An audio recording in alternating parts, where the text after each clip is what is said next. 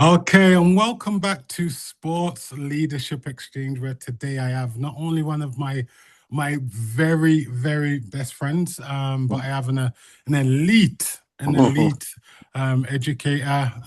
TD, um, college college legend in the college world, Vito Colangelo. Vito, we'll get into some of the different roles you've had and the impact you've had, but welcome, my friend, welcome.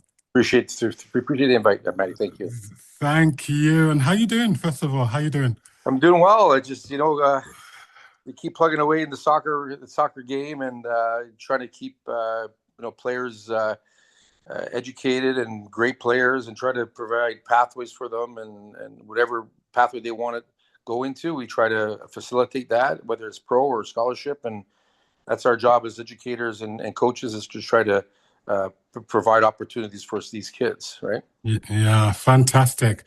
So I'm going to dive in, Vito. You're one of the very few full-time uh, TDs of a very large club that you were blessed to do, and obviously you had a crew of staff around you and big Mhm. numbers in players.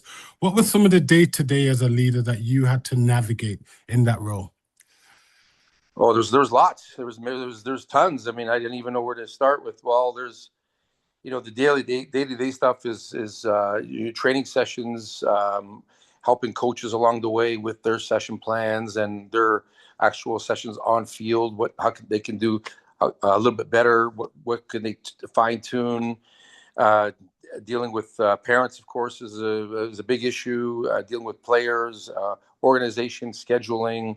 The job is vast, and it's kind of, you probably need 48 hours in a day to manage everything you would need to do. Yeah, And unfortunately, there's not that many amount of hours, but you just try to plug along every day. Planning is very, very important.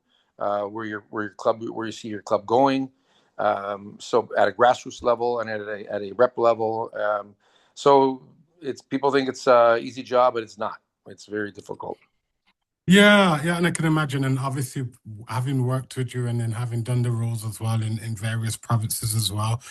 How did you go about managing the vision that you had for the organization and really installing that, whether it be with the board, whether it be the coaching staff, whether it be with the parents? How did you go about? Because again, we know, as we both know, people are in these roles sometimes, and they're mainly dealing with the teams, but the board, it's not as strong, or the parent group, it's not as strong. So how did you go with implementing your vision A for lot a of club? well, you present things to the board, what you think is going to work.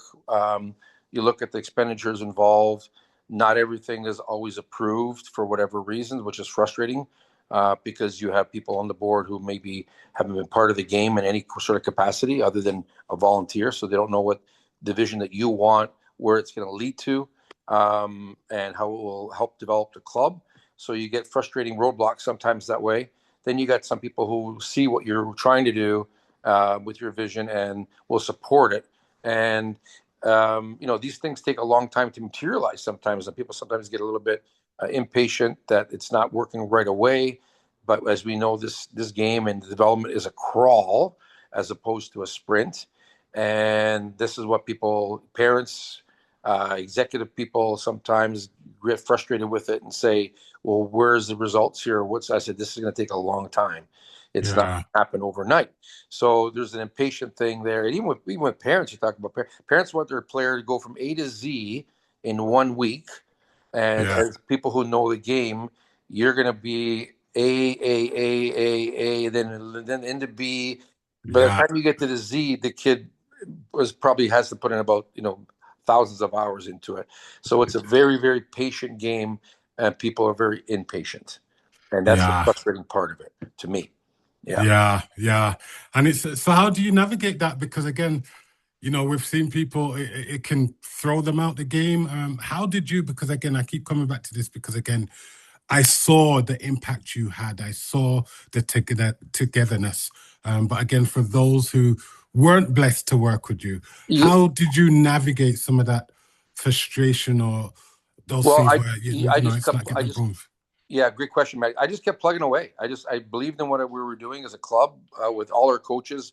We'd have a lot of rep meetings with our coaches and talked about, what we can do to get better. Here's what we're trying to achieve, and having the coaches buy in helped a lot because one man can't do it. But if you have 40, 50 coaches who are buying into the vision and you all work collaboratively together, it will work, but it takes time. Yeah. And then, unfortunately, what happens is sometimes you get a lot of coaching turnover year to year, and now you have to re-educate or reintroduce what you want done as a club. But it's one of those things where you believe in something and you just got to keep plugging at it. And there's going to be detractors, people who don't believe in what you're doing, Hmm. people who are going against you, trying to do, kind of kibosh what you're trying to do, and you understand that. But at the end of the day, if you have majority people on your side and working together, it will work, but it takes a lot of time. Yeah. And if I was to say like the top two or three things you really, because again we like to self evaluate ourselves.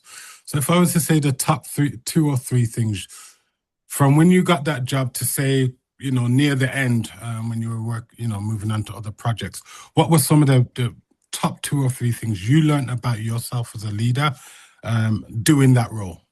Um, that's another great question. You learn a lot about yourself very quickly because you're now dealing with players at different levels of skill. So you're talking kids who are very, very low functioning skill to high functioning skills. But you have to learn to be adaptive to every scenario.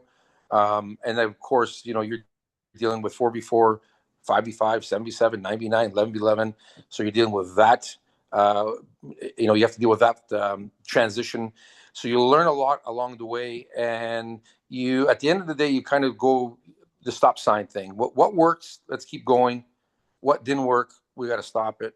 What needs tweaking? Let's tweak it.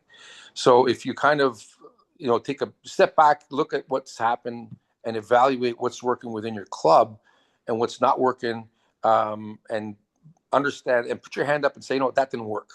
We got to fix this, and how are we going to fix it? Yeah, So that's a yeah, big thing, and you got to kind of keep your ego out of it and just say, okay, that wasn't good enough. Let's make this better somehow. So I that's love kind of, that. yeah. I love that.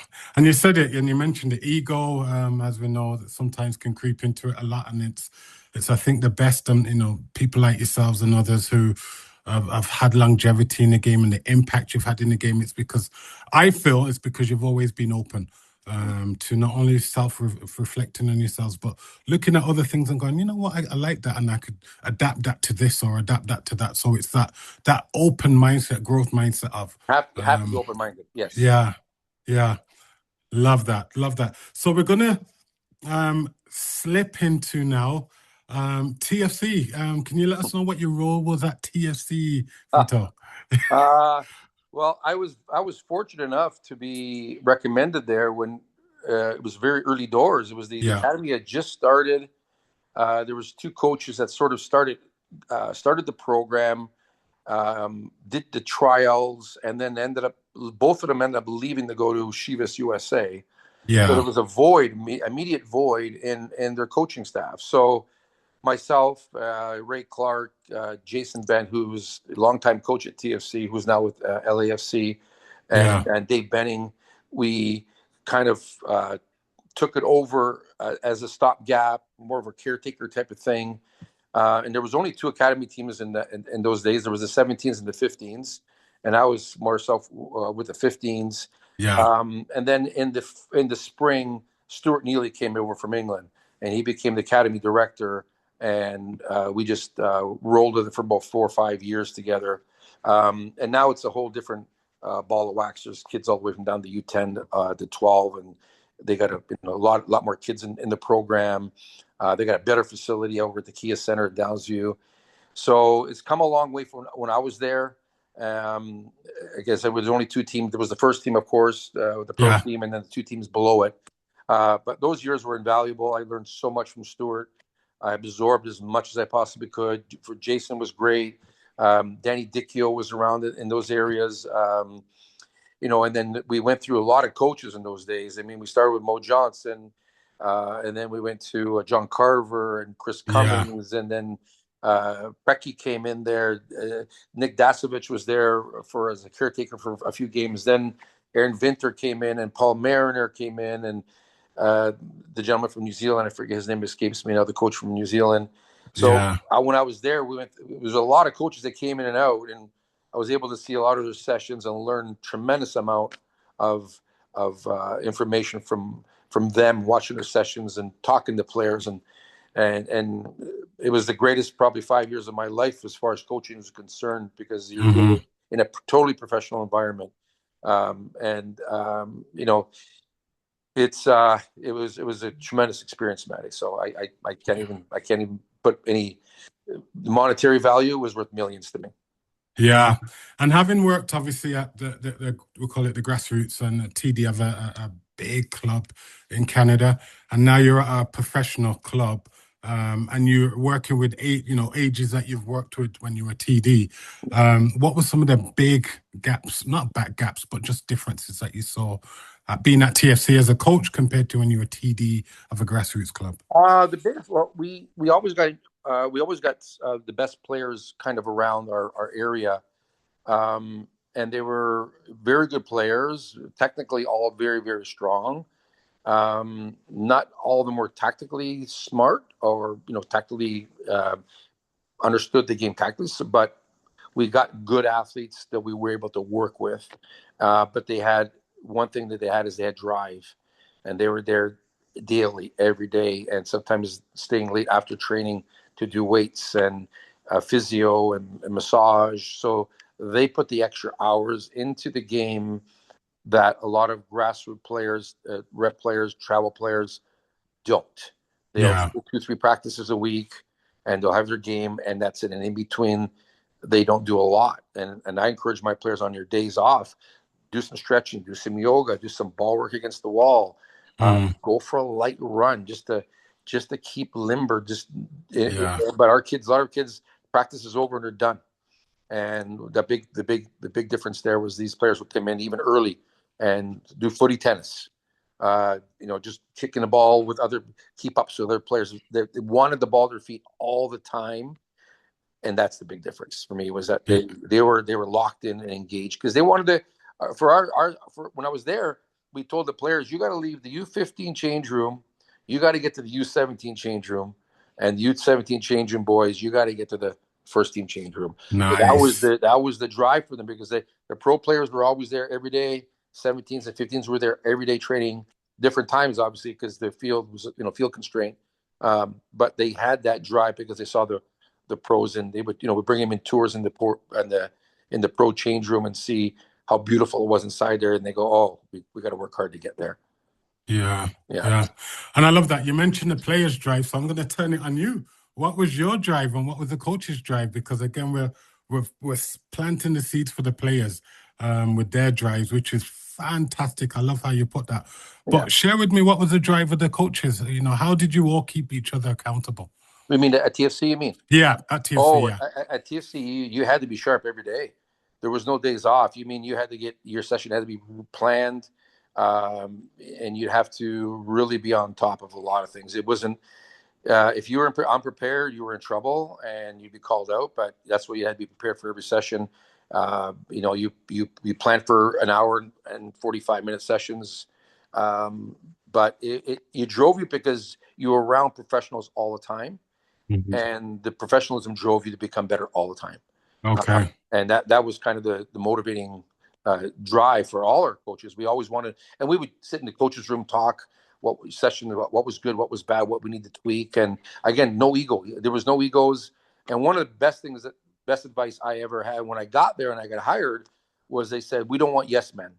We don't want you to come in and agree with everything, because Yeah, we don't change as a group if we all agree to everything that one person says. So if you have something to say that maybe, hey, maybe we can do something different here, or what about this?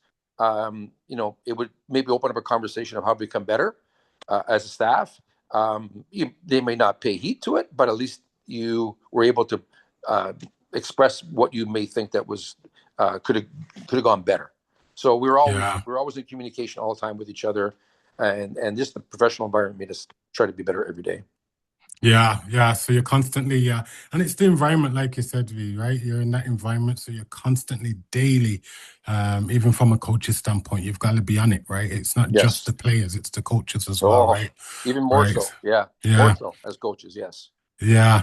So, what were some of the big learnings from that experience for you? Because again, we'll have plenty of listeners going, you know what, maybe one day I'd like to work at academy or Mhm. a professional club. What were some of your big learnings? And for anyone who's possibly looking to get into that environment, what are some of the things they've got to be aware of? Yeah, the organization has to be on point all the time. When it comes to game day training sessions, game day, just the preparation involved, your video analysis, your pre-player meetings, talking about your set pieces, your pre-match sessions, post-match recovery sessions. There's so much involved, and when we went to MLS Youth Cups in Houston or Denver, the preparation for that was incredible. All the uniforms required, rain gear, cold gear, third jerseys, fourth pairs of socks. I mean, the organization to get all that done on top of what was already on your plate regarding getting ready, scouting teams, and preparing for who you're playing against is a massive role, which requires a massive amount of organization and time, and you really can't slip up in any of them. Mm, yeah. Was there any time put aside as well, or possibly a program for the mental side of the game, for the the individual, that child, because they're still children to a degree, even though they're at the pro club. There's only a certain amount of them. Was there any emphasis put on that as well, the person before the athlete? Not really, if I can recall. I don't really Okay. recall a lot of that, but I know Okay. there's always physio. The medical people are always there, the physios and the if a person required severe medical broken leg, whatever ACL, then there was the actual Yeah. doctors for that for surgeries. But always Hmm. there was always on field presence of physios or athletic trainers. Let me say that, and physios were there. But the mental aspect, that really wasn't delved into a lot, to be honest. Yeah. Okay, Mhm. okay. Yeah, always interesting because again, as we'll do these interview series, some say there is, some say there is, and I always love it Yeah. because, and again, we are talking, possibly now how it might be there now compared to obviously a few years back, right? So Mhm. always something to consider. And any grassroots coach that's listening to this, the mental side doesn't just have to happen at a professional club as well. Mhm. There could be an hour, 2 hours, or something that you could come up with that. Check in on that child, because again, sometimes soccer, football, as we call it, is the outlet for sometimes other things that are going on, right? So it's always good 100%. to check in with that. So, Yes. V, I'm gonna slide now into our last segment. Yeah. One of the proudest segments I'm so excited to talk to you about is because Oh, I oh, you witnessed did. it with my Yeah. own eyes. Mhm. With you being the coach of Seneca men's, the college team, and just the success you had not only once, not only but continuously. And I Mhm. think, if I remember, you were there for 15 years, Yes. which is unheard of nowadays. Mhm. With quality, I'm not saying there's people that Yeah. could be there Yeah. 15 years, but you've got the resume and the body Mhm. of work to show what that 15 years look like. And Mhm. I just wanted to dive into some of that because again, we do have coaches who are on here who possibly want to get into the college world, the Mhm. university world, and Mhm. just share some of those as a leadership and what you went through, your early days with Seneca before Mhm. we got to all the success. Right. Um, yeah, Seneca was 15 years was great. I loved college soccer. I would do it in a second again. The main thing is that you're bringing in every year. It's a different challenge because you're losing players every year because of graduation, and now Yeah, you're bringing in a whole 6 or 7 new kids into your program. And the soccer season is very short, so you really need to get your act in order really, really quick, and getting these guys together. Making sure that you have everything in place early doors, because you can't get off to a quick bad start. You have to always get off to a good start. Um, so there was always that challenge of how are we going to meld these new players in to the with the existing squad, and I just try to make it fun for them as well because I understand they're college players. And we went on road trips. We always trying to have fun in the buses and watch movies and crack jokes. And they're college players, but they're young. They're 17, 18-year-old, 19-year-old players still, young kids. And sometimes we think as college they're mature men. They're not. They're just coming right out of high school. Yeah. So understanding that and making it an environment where they love to be there every day. And that's what I try to make, because our kids never got scholarships. Unfortunately, as you know, the Canadian system provides very little or zero for athletes, which is a shame. So how do we make them stay together as a group? You make it a family. It's a family first environment. The senior boys would take care of the younger kids coming in. I would kind of have a mentorship program. You got to watch out for this kid. You watch out for this kid. Get him under your wing. And we kind of built that family thing, and it reflected what we did on the field. We battled for each other every game, and we never had the greatest players, but we were always competitive all the time. Always got to provincials or finals, or got to nationals. And the success was kind of, we created a culture, and the culture bred itself for years and years to go. Yeah, and I'm gonna ride on that, because again, you created that culture, you had success. Now, how do you, or what were some of the steps you put in place to keep that hunger going? So next year and the year after and the year, because it's one thing to have that success now, but to have that continuous success, I'll say there's got to be something. But what were some of the things you put in play? Because I just watched them year after year after year, and these were different players, as you mentioned, and they were hungry. How did you install that, V? Well, you do it through your coaching, and you do it through your philosophy and your pregame speech, and you talk to players, and you always put that carrot. Hey, nationals are in BC this year, and you want to go to BC, you got to work hard. And the next year it's in Quebec, and the players love going to provincial finals and going to nationals. And I said, I kind of broke my season into stages. There was the preseason stage, and then with the first half of the season, where we at? Do we have to tweak things, change our system of play? Do we have to move players in different positions? Then there was the second part of it, where we're now into our driving to get ready for the final hurdles. Then you get into regionals, then your provincials, and then if you go through provincial, you get the nationals. So everything was a step, and each step had its purpose, and you just kind of keep ramping it up as you get closer to provincials and regionals, and understand that these are the values of the games that were upcoming, and understanding that every game is a battle, because everybody always wanted to beat us, and there was no easy games. And they understood that, and they understand every game that you have to be prepared for. And we tried to prepare them as much as we possibly could. And we scouted games, other teams. And so there was that. They understood that our coaching staff went through a lot of extraordinary ways to try to make them win. Scouting, film, just doing little extra things. And I think they understood that, and they really enjoyed the fact that we went the extra distance to make our program better, and it reflected in what they did on the field and in training. Nice. When you were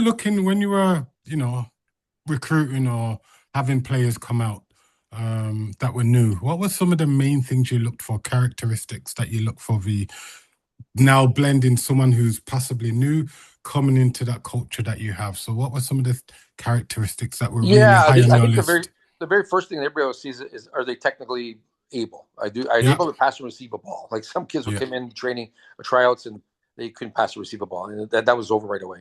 But the ability to pass and receive the ball, number one, is good. Secondly, tactical knowledge, tactical awareness. Can they make that run? Should I drop off? Should I support it? Should I, are they smart off the ball? That's the whole game for me, is being smart off the ball. And do they have drive? They lose the ball, are they going to get the ball back? And are they natural leaders on the field? Are they organizing? And those players come to the top very quickly. You can see them. And the other ones were just average. You just paint the brush over the exact same player. But those unique ones will rise above, and you say that, okay, this kid's going to help our program. Yeah. Oh, I love that. What were some of the big, we'll start with the, not negatives, but what were some of the biggest struggles being a successful college coach? What were some of, we'll talk about the highlights, but what were Yeah. some of the struggles? Because that's Well, real, right? the struggles, number one was lack of money for the players. Hmm. Because every time I went to, you try to recruit players and they all looked to the American system first. I want to play D1, I want to play D2, and I get that, and we lose players that way. But the biggest struggle, honestly, and people will never ever think about this, was how do I deal with the players from player 14 to 20 on the team, because they're not getting a lot of time. Um, they're not getting paid to play any scholarship whatsoever, and to keep them motivated and be part of the team because they're valuable. You need them late in the season when the injuries are starting to pile up. So I'm making them understand that they're a vital part of the team. But they were the toughest because they would lose confidence, they didn't want to be there sometimes, or I could work part-time and make money, help my tuition. Why am I not dressing or not even playing during the Yeah. game? That was the hardest struggle for me because you lose those players. Now you're down to 14, 15 players. And, late in the year, when you end up in you go to provincials or eventually nationals, you need a full 20 out there. So that was the biggest struggle. Dealing with the top 11, 12, 13, not a problem, but just Mhm. keeping those little guys, the players who played very few minutes, motivated and making feel part of the team was very, very important. And that's where the senior players came in. Always made sure that they're okay, and made them feel great. Hey, you're going to be a captain for. We did scrimmage, blue versus red. You're captain for the blue. You're captain for the red, and it made them feel a part of the program still, even though they didn't play a lot. I love that. Love that. And let's just let's flip it. What were some of the greatest highlights you had in, especially in that 15 years? If you were to look at my Oh boy, top five things that I really am proud of. Because again, we want well, to I give you your flowers. So what would you be yeah. proud of? Well, I when I took over that program, it was a big struggle. They were they were thinking of pulling the program all together. The kids weren't Oh, coming to okay. training. Uh, the program wasn't doing very well. So my first thing that I wanted to do was start a program, get a good core of kids in there, and make the playoffs the first year. That was our goal, and we did. We made the playoffs, lost in the first round, and then after that, we just started flying because players were talking to other players around them and saying, "Hey, here's a guy who's really motivated and dedicated to get this program going." And then 3 years later, we were in the national final. That's how quickly it happened. Wow. And we ended up losing in the national final to Capilano 1-0. And we just kept growing as a program. And we won the nationals in 2000 and, I forget the year. Maybe the veteran players are going to kill me for this, but maybe we won it in 2000. No, we lost in 2003 and won in 2009. And then we were back in national final again. We hosted it and we won it then as well. So there's a lot of great highlights. There are numerous highlights, Maddie. I can't even start. And Yeah. but maybe most important, dealing with great athletes, working with great co-coaches, and it was just a great 15 years ago. And I would do it, I would do it for free all over again if I really Yeah. could. Yeah. Yeah. Yeah, and just as you're speaking there, all I'm thinking of is the hundreds of hearts you've impacted who have now gone on, who are probably young men, young women, probably have their own families now.